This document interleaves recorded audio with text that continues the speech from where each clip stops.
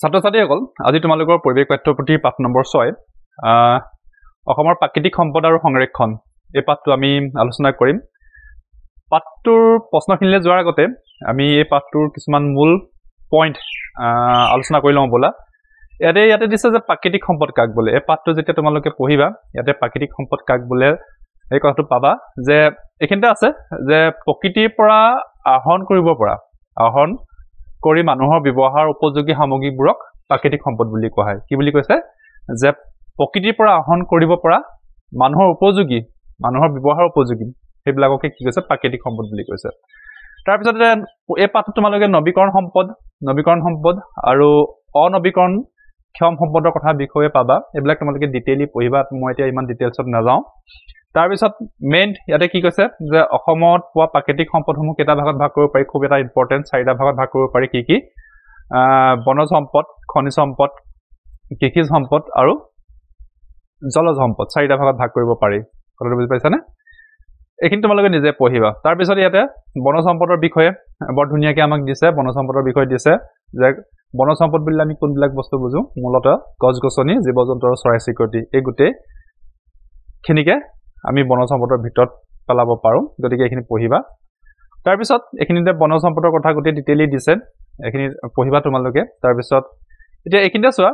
যে ওপৰত উল্লেখ কৰা বনজ সম্পদৰ ভিত্তি কৰি এখন তালিকাখন তলত এখন তালিকা দিছে তালিকাখন আমি সম্পূৰ্ণ কৰিব লাগে সৰুকে কেইটামান আমাক দিছে যে বনজ উদ্ভিদৰ নাম ইয়াতে তোমালোকক ভালেমান বনজ উদ্ভিদৰ নাম দিছিলে আমি কেইবিধমান ইয়াতে লিখি দিছোঁ কি শাল চেগুন তিতা চপা কৰৈ কদম খয়েৰ এইখিনি হ'ল বনজ সম্পদ তাৰপিছত হাবিত থকা চৰাইৰ নাম লিখিবলৈ কৈছিলে তোমালোকৰ পাঠ বিভিন্ন ধৰণৰ চৰাইৰ নাম দিছে আমি কি লিখিছোঁ ভাটৌ মইনা শগুন ফেঁচা দেওহাঁহ ধনেশ এইবিলাক চৰাইৰ নাম দিছোঁ তাৰপিছত এইখিনি বনৰীয়া প্ৰাণীৰ নাম দিছে ঢেৰ বনৰীয়া প্ৰাণীৰ নামে দিছিলে ইয়াতে বহুত লিখিবলৈ জেগা নাই কেইটামান আমি লিখি দিছোঁ এইখিনি তোমালোকে নিজে লিখি ল'বা হ'ব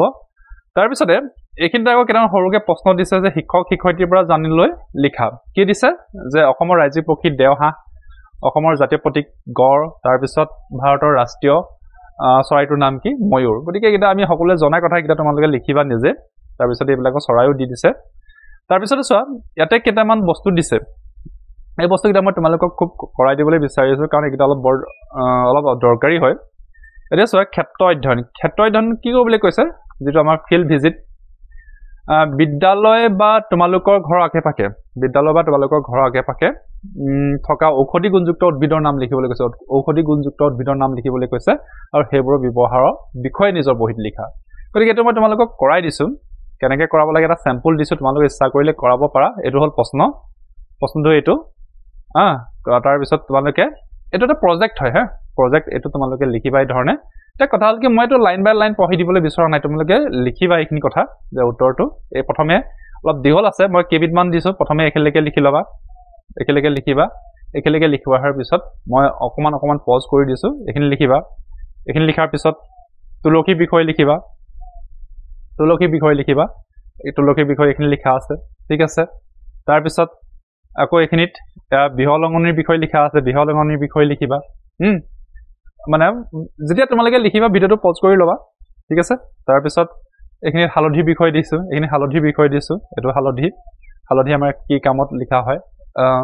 হালধি আমাৰ কি কামত ব্যৱহাৰ কৰা হয় এইখিনি কথা তোমালোকে লিখিবা তাৰপিছতে আহিলে ছালকুঁৱৰী একেলগে লিখি ল'বা তাৰপিছতে একেলগে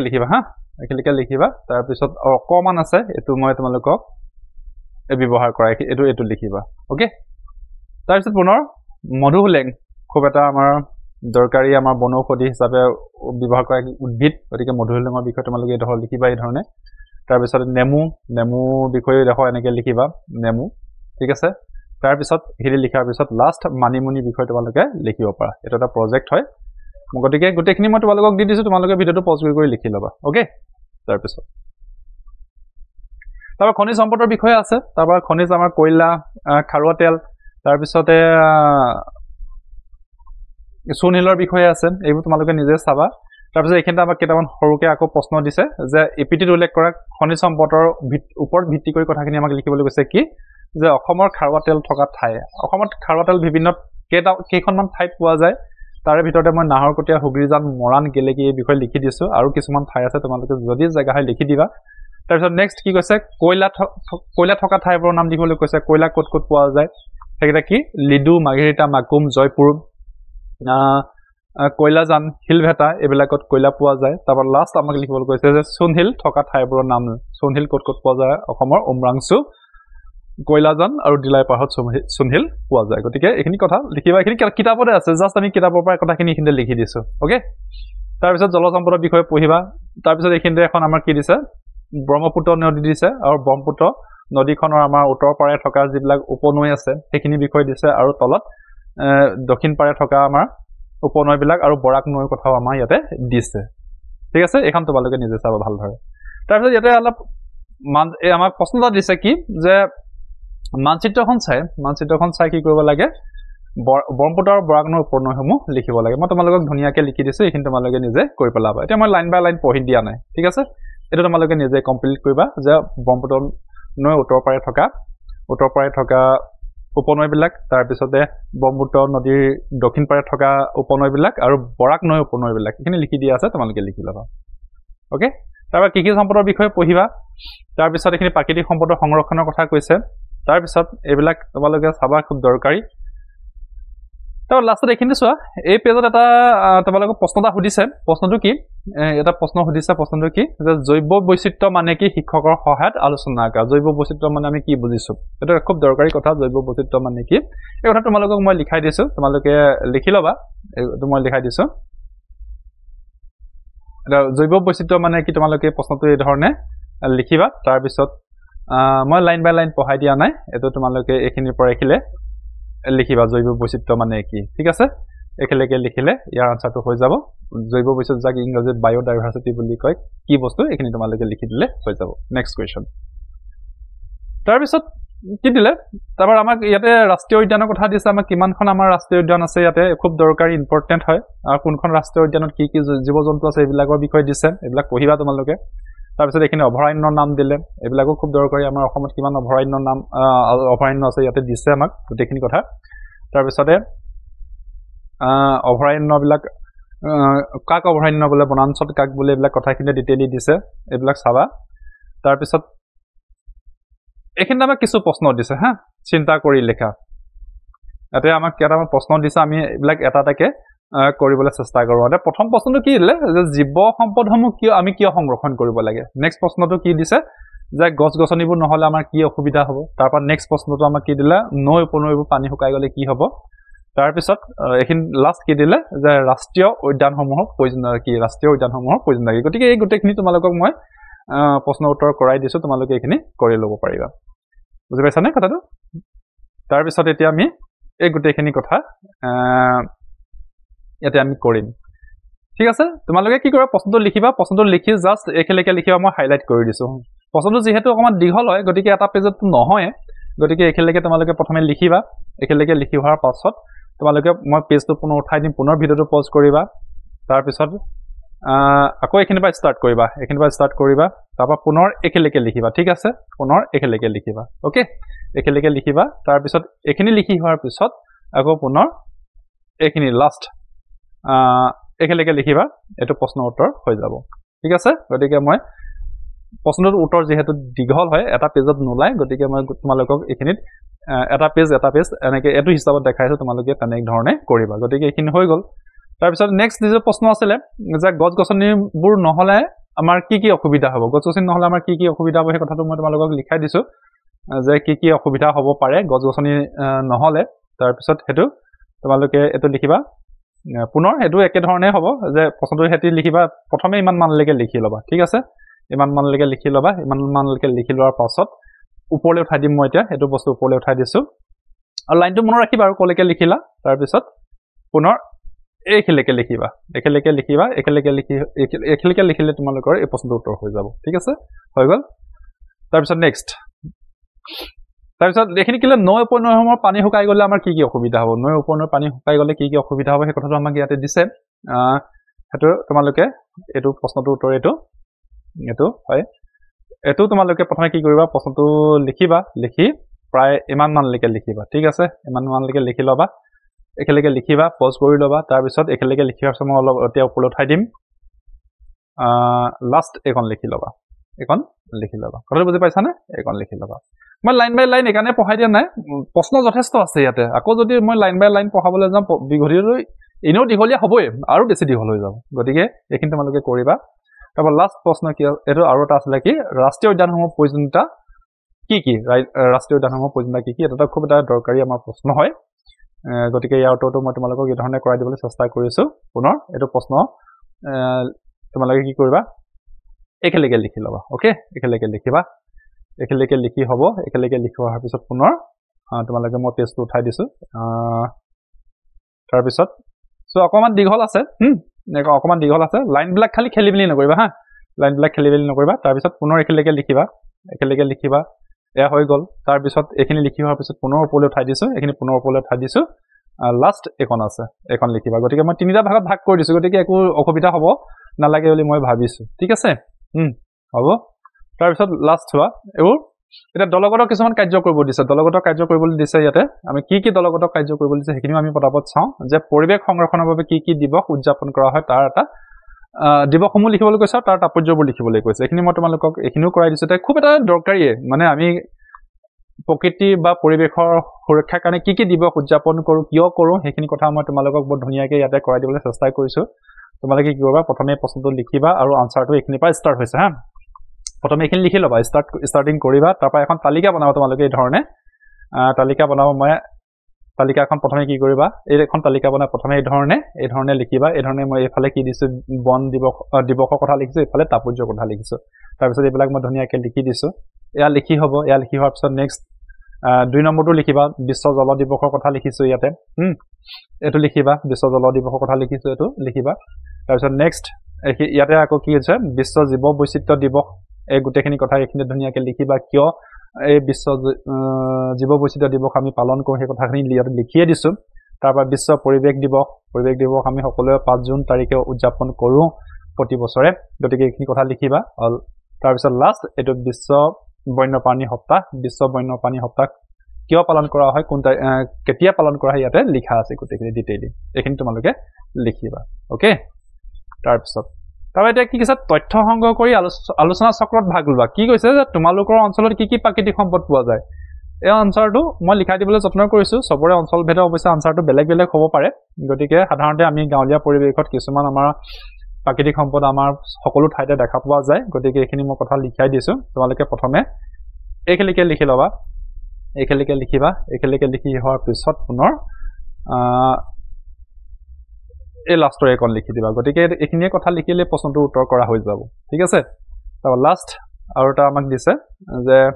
প্ৰাকৃতিক সম্পদসমূহ কি কামত ব্যৱহাৰ কৰিছে যে তোমালোকৰ অঞ্চলত যিবিলাক প্ৰাকৃতিক সম্পদ পাইছে সেইবিলাক আমি কেনেকুৱা ধৰণৰ কামত ব্যৱহাৰ কৰা হৈছে সাধাৰণতে আমাৰ গাঁওবিলাকত কি হয় আমি বেছি কৃষিজাত আৰু বনজ সম্পদে পাওঁ গতিকে সেই সম্পদবিলাক আমি কি কামত ব্যৱহাৰ কৰিব পাৰোঁ গতিকে প্ৰশ্নটো আৰম্ভ কৰিবা উত্তৰটো এইখিনিলৈকে প্ৰথমে ইমান মানলৈকে লিখিবা তাৰপিছত পুনৰ পেজটো ওপৰলৈ মই উঠাই দিছো বাকীখিনি লিখিবা একেলগে লিখিলে তোমালোকে এইটো প্ৰশ্নৰ উত্তৰ কৰা হৈ যাব ঠিক আছে কথাখিনি বুজি পাইছানে তাৰপিছত নেক্সট আকৌ এতিয়া আমি এইখিনিতে আৰু এটা আছে লাষ্ট যে পৰিৱেশ সংৰক্ষণৰ বাবে পোষ্টাৰ শ্লোগান লিখি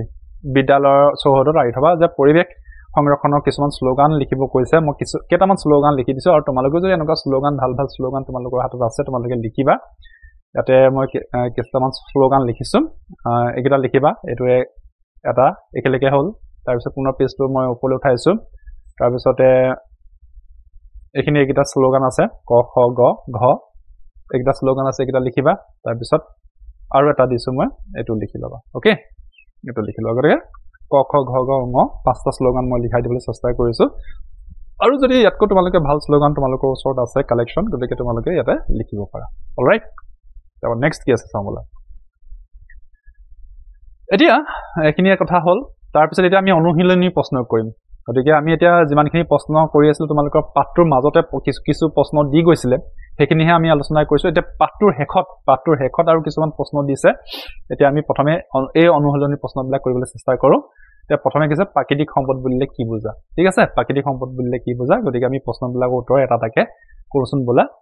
এটা সব প্ৰাকৃতিক সম্পদ বুলিলে কি বুজা এই প্ৰশ্নৰ উত্তৰ এইখিনিতে মই ধুনীয়াকৈ লিখিছো গতিকে এইখিনিতে তোমালোকে ধুনীয়াকৈ লিখিবা এইটো প্ৰশ্ন বেছি দীঘল নহয় মাত্ৰ 3 শাৰী গতিকে এইটো লিখিবা প্ৰাকৃতিক সম্পদ মানে প্ৰাকৃতিক সম্পদ বুলিলে কি বুজা ওকে তাৰপিছত নেক্সট তাৰপিছত খ নম্বৰ নৱীকৰণক্ষম আৰু অনৱীকৰণক্ষম সম্পদ বুলিলে কি বুজা গতিকে এই প্ৰশ্নটোৰ উত্তৰো বৰ সুন্দৰকৈ মই তোমালোকক লিখাই দিবলৈ চেষ্টা কৰিছো প্ৰথমে তোমালোকে একেলগে লিখিবা ইয়াতে নৱীকৰণক্ষম সম্পদৰ বিষয়ে মই কৈছো তাৰপিছত নেক্সট একেলগে লিখাৰ পিছত পুনৰ ওপৰলৈ উঠাবা পেজটো তাৰপিছত আৰু লাষ্ট এখন লিখিবা তোমালোকে একেলগে লিখিলে এই প্ৰশ্নটোৰ উত্তৰ কৰা হৈ যাব একেলগে লিখি দিলা হৈ গ'ল ঠিক আছে তাৰপৰা নেক্সট তাৰপিছত অসমৰ ৰাষ্ট্ৰীয় উদ্যান কেইখনৰ নাম লিখিবলৈ কৈছে আমাক কি লিখিবলৈ কৈছে অসমৰ ৰাষ্ট্ৰীয় উদ্যান কেইখনৰ নাম লিখিব কৈছে গতিকে সেই প্ৰশ্নটোৰ উত্তৰ মই তোমালোকক কৰাই দিছো অসমৰ কেইবাখনো ৰাষ্ট্ৰীয় উদ্যান আছে গতিকে তোমালোকে প্ৰথমে এই 4 নম্বৰলৈকে লিখি ল'বা নিশ্চয় পেজটো তোমালোকে দেখিছা 4 নম্বৰলৈকে লিখি ল'বা 4 নম্বৰলৈকে লিখি হোৱাৰ পিছত আৰু কেইখনমান আছে আকৌ দেই এইকেইখনেই নহয় তাৰপৰা লাষ্ট এই 3খনৰ নামো লিখি দিবা এইখিনি কৰা হৈ যাব ঠিক আছে নেক্সট প্ৰশ্ন কি আছে আমি চাওলা তাৰপৰা লাষ্ট ঘৰ নম্বৰ হৈছে অসমৰ কেইখন জিলাত চুনশিল পোৱা যায় সেই কথাটো ইয়াতে মই লিখাই দিছো চুনশিল কোনখন কেইখন জিলাত পোৱা যায় অসমৰ ডিমা হাছাও জিলা কৈলাজান উমৰাংচু এইবিলাক জিলাত পোৱা যায় গতিকে এইখিনি কথা তোমালোকে লিখিবা তাৰপিছত এইটো হৈ গ'ল তাৰপিছত লাষ্ট আমাৰ কি প্ৰশ্ন আছে অসমৰ বনাঞ্চলত থকা মাত্ৰ 4বিধ প্ৰাণীৰ নাম লিখিবলৈ ধেৰ প্ৰাণী আছে আমাৰ তাৰ ভিতৰত আমাৰ কি লিখা 4বিধ লিখিবলৈ কৈছে গতিকে 4বিধৰ নাম মই লিখাই দিছো কি এইটো গতিকে এইখিনি তোমালোকে লিখি ল'বা ঠিক আছে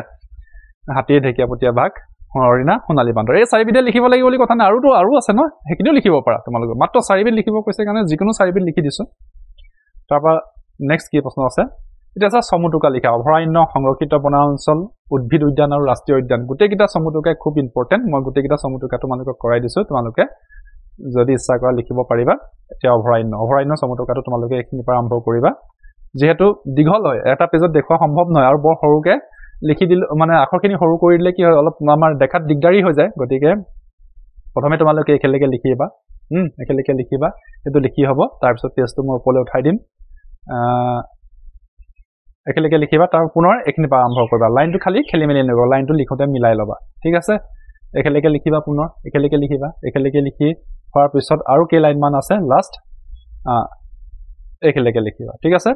3টা ভাগত মই ভাগ কৰি দিছো পেজটো তেনেকৈ ঠিক মই তোমালোকক উলিয়াই দেখাই দিছো পজ কৰি লিখি ল'ব মই বাৰে কথাটো সেইটো কৈ আছো তোমালোকক ওকে তাৰপিছত লাষ্ট সংৰক্ষিত বনাঞ্চল ইয়াৰ অকণমান দীঘলে হৈছে কি কয় সমুটুকাটো গতিকে তোমালোকে কি কৰিবা এই বস্তুটো একেলগে লিখি ল'বা একেলগে লিখিবা পিছত পেজটো মই পুনৰ ওপৰলৈ উঠাই দিছো তাৰপিছত লাষ্ট ইয়াতে 2টা পাৰ্টতে ওলাই গৈছে এইটো লিখি ল'বা হ'ব এইটো লিখি ল'বা তাৰপৰা উদ্ভিদ উদ্যানতো ঠিক এইদৰে তোমালোকে কি কৰিবা আৰম্ভ কৰি এইখিনি কথা লিখিবা একেলগে লিখি হোৱাৰ পিছত মই পুনৰ পেজটো কি কৰিছো ওপৰলৈ উঠাই দিছো তাৰপিছত লাষ্ট ইয়াতো এইখিনিৰ পৰা আকৌ পুনৰ আৰম্ভ কৰিবা এইখন কথা তোমালোকে লিখিব লাগিব তাৰপিছত আছিলেগে ৰাষ্ট্ৰীয় উদ্যান এইটো খুব আমাৰ কাৰণে গুৰুত্বপূৰ্ণ সমুটুকা এইটো তোমালোকে প্ৰথমে এইখিনিৰ পৰা আৰম্ভ কৰি একেলগে লিখি ল'বা নিষেধাজ্ঞা থাকেলৈকে লিখিবা লাইনটো মিলাই ল'বা তাৰপিছত মই পুনৰ পেজটো ওপৰলৈ নিদিছো পুনৰ ইমানমানলৈকে লিখিবা একেলগে লিখি হোৱাৰ পাছত লাষ্ট আৰু অলপ আছে এইকেইটা লিখি দিবা ঠিক আছে ইমান কণলৈ হৈ যাব গতিকে এইটো লিখা হৈ গ'ল তাৰপিছত আমাৰ কি আছে এটা খালী ঠাই পূৰ কৰা এইখিনিতে এই 3 নম্বৰ যিমানখিনি খালী ঠাই আছে এইখিনি তোমালোকে কিতাপতো কৰিব পৰা নাইবা বেলেগ ঠাইতো বহিতো কৰিব পৰা গতিকে মই বেলেগ ঠাইত কৰি দেখাইছো তোমালোকে ইচ্ছা কৰিলে ইয়াতো খালী ঠাইকেইটা পাতি দিবা তাৰপিছত নহ'লে বহিত কৰিবা ঠিক আছে প্ৰথমটো খালী ঠাই কি আছে যে 21 মাৰ্চ দিনটো কি দিৱস হিচাপে পালন কৰা হয় বিশ্ব বন দিৱস হিচাপে পালন কৰা হয় তাৰপৰা প্ৰাকৃতিকভাৱে পোৱা সকলো সামগ্ৰী সম্পদ নহয় খালী ঠাই কি হ'ব সম্পদ নহয় হ'ব তাৰপিছত গণবৰ মাকুমৰ কয়লাখনি অতি পুৰণি ইয়াত মাকুম হৈছে খালী ঠাই তাৰপৰা বিলাতী মাটি প্ৰস্তুত কৰিবলৈ কি হয় চুনশিল ব্যৱহাৰ কৰা হয় এইটো লিখিবা তাৰপিছতে ব্ৰহ্মপুত্ৰ আৰু বৰাক অসমৰ 2খন প্ৰধান নৈ গতিকে ইয়াতে যি 5টা খালী ঠাই আছিলে এইকেইটা মই তোমালোকক কৰাই দিছো তাৰপৰা লাষ্ট এতিয়া 4 নম্বৰ প্ৰশ্নটো ইয়াতে দিছে প্ৰশ্নটো কি দিছে যে এটো চোৱা তোমালোকে জীৱ সম্পদৰ সংৰক্ষণৰ প্ৰয়োজনীয়তাৰ বিষয়ে লিখা জৈৱ সম্পদৰ সংৰক্ষণৰ প্ৰয়োজনীয়তাৰ বিষয়ে আমাক লিখিব কৈছে জৈৱ সম্পদ ঠিক আছে এতিয়া এখিনি কথা তোমালোকে আকৌ আৰম্ভ কৰিবা চাইনৰ প্ৰশ্নটোৰ উত্তৰ একেলগে লিখি লবা একেলগে লিখিবা একেলগে লিখাৰ পিছত পুনৰ এখিনি মই পলে ঠাই দিছো আকৌ একেলগে লিখিবা এই ভাৰসাম্যলৈকে লিখিবা ঠিক আছে একেলগে লিখিবা তাৰ পিছত আকৌ একেলগে লিখি হোৱাৰ পিছত এখিনি লিখিবা লাষ্ট এখিনি কথা লিখি দিবা হৈ যাব একেলগে লিখি দিলে তোমালোকৰ হৈ গল ঠিক আছে তাৰপা আৰু লাষ্ট কি প্ৰশ্ন আছে আমি চাম বলা পৰিৱেশ সজাগতা আনিবলৈ তুমি তিনটা ব্যৱস্থাৰ কথা উল্লেখ কৰা যে পৰিৱেশৰ সজাগতা আনিবৰ বাবে আমি কি কি ব্যৱস্থা হাতত ল'ব পাৰোঁ সেইখিনি কথা আমাক সুধিছে সেইখিনিও মই তোমালোকক কৰাই দিবলৈ চেষ্টা কৰিছো প্ৰশ্নটো এইটো এতিয়া আমি পৰিৱেশৰ সজাগতা আনিবলৈ বিভিন্ন ধৰণৰ কাৰ্যসূচী আমি হাতত ল'ব পাৰোঁ সেই কাৰ্যসূচীবিলাক কেনেকুৱা ধৰণৰ এক নম্বৰ এখিনি লিখিবা তিনটা কাৰ্যসূচীৰ কথা কৈছে নহয় জানো তিনটা কাৰ্যসূচীৰ কথা যেটো এক নম্বৰ লিখিবা তাৰ পিছত এইটো 2 নম্বৰ লিখিবা এইটো 2 নম্বৰ হৈ গ'ল এইটো তাৰ পিছত লাষ্ট এইটো 3 নম্বৰ এইখিনি কথা তোমালোকে এই ধৰণে লিখিবা ওকে তবে লাষ্ট আমাৰ কি আছে আৰু চাম বলা এটা শুদ্ধ উত্তৰটো আমাক এতে দিছে যে তলৰ কোনখন ৰাষ্ট্ৰীয় উদ্যান হয় ৰায়মনা গৰমপানী পবিতৰা চক্ৰশিলা ইয়াৰ শুদ্ধ উত্তৰটো কোনটো হ'ব এইটো হ'ব ৰায়মনা তাৰ পিছতে খ নম্বৰ কি দিলে যে তলৰ কোনবিধ অসমৰ ৰাজ্যিক পক্ষী মইনা ময়ূৰ ধনেশ দেওহা শুদ্ধ উত্তৰটো কি দেওহা ঠিক আছে একদম মই তোমালোকক বহিটো কৰাই দেখাইছো দৰকাৰ হলে তোমালোকে এই ধৰণে কৰিবা যে তলৰ কোনখন ৰাষ্ট্ৰীয় উদ্যান হয় ৰাষ্ট্ৰীয় উদ্যানখনৰ উত্তৰটো কি হ'ব শুদ্ধ উত্তৰটো হ'ব ৰায়মনা এই ধৰণে কৰিব লাগা কিতাপত কৰাতকে কিতাপত কৰিলে দেখিবলৈ বেয়াহে হয় তাৰ পিছতে তলৰ কোনবিধ অসমৰ ৰাজ্যিক পক্ষী মইনা ময়ূৰ ধনেশ দেওহা শুদ্ধ উত্তৰটো কি দেওহা ওকে তাৰ পিছতে আৰু আমাৰ প্ৰশ্ন নাই ঠিক আছে গতিকে চোৱা অসমৰ এই প্ৰাকৃতিক সম্পদ আৰু সংৰক্ষণ পাঠটো যথেষ্ট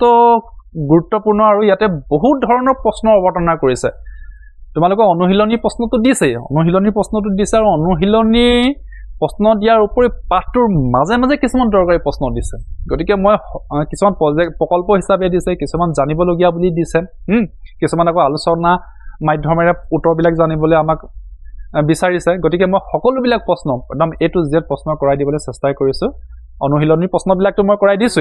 ইয়াৰ পাঠটোৰ ভিতৰ থকা যিবিলাক কোৱেশ্চন আছে সেইবিলাকো মই কৰাই দিছো গতিকে আশা কৰিছো তোমালোকে ভিডিওটো চাই খুব ভাল পাবা আৰু এই প্ৰশ্নৰ উত্তৰবিলাকে তোমালোকক সহায় কৰিব বুলি মই আশা কৰিছো গতিকে ভিডিওটো এইখিনিতে সামৰিছো ধন্যবাদ